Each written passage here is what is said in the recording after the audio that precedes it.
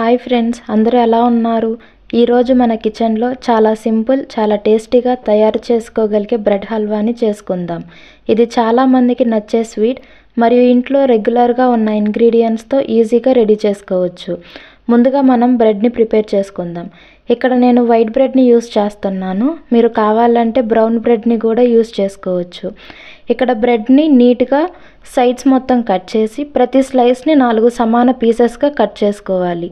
Cuttings అనేవి నీట్గా ఉంటే హల్వా కూడా చక్కగా కనిపిస్తుంది. ఇలా కట్ చేసిన బ్రెడ్ పీసెస్ని మొత్తం సైడ్కి పెట్టుకుందాం.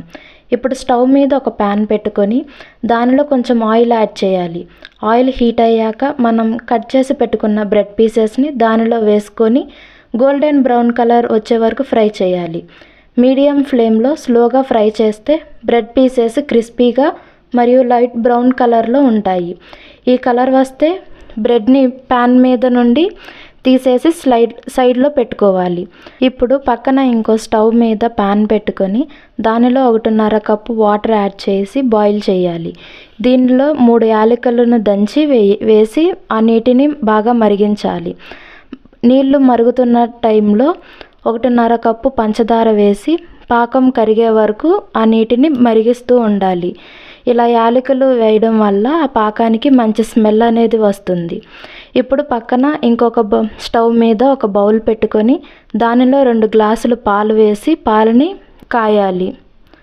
ఇప్పుడు మనం ముందుగా పెట్టుకున్న పంచదార పాకాన్ని తీగ పాకం వచ్చే వరకు చూసుకొని దానిలో ముందుగా ఫ్రై చేసి పెట్టుకున్న బ్రెడ్ పీసెస్ని దాంట్లో యాడ్ చేసి ఆ బ్రెడ్ పీసెస్ మొత్తం పాకాన్ని పట్టేలాగా తిప్పుతూ ఉండాలి.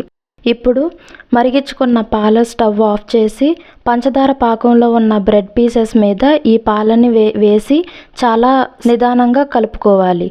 ఇప్పుడు ఫినిషింగ్ టచ్ కోసం పక్కన ఇంకో స్టవ్ మీద ఒక చిన్న ప్యాన్ తీసుకొని దానిలో 2 స్పూన్ల నెయ్యి యాడ్ చేసుకొని దానిలో జీడిపప్పు, కిస్మిస్లని గోల్డెన్ కలర్ వచ్చే వరకు ఫ్రై చేయాలి.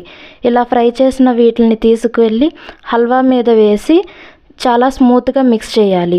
ఈ బ్రెడ్ పీసెస్, పాలు అలాగే పంచదార పాకాన్ని బాగా పీల్చుకోవాలి. అలా పీల్చుకొని ఈ థిక్ కన్సిస్టెన్సీలోకి వచ్చిన తర్వాత ఈ స్టేజ్లో 2 నుంచి 3 నిమిషాల వరకు లో ఫ్లేమ్లో కుక్ చేస్తే పర్ఫెక్ట్ టెక్స్చర్ అనేది వస్తుంది. చూడండి, మన సూపర్ సాఫ్ట్ స్వీట్తో నింపిన బ్రెడ్ హల్వా రెడీ.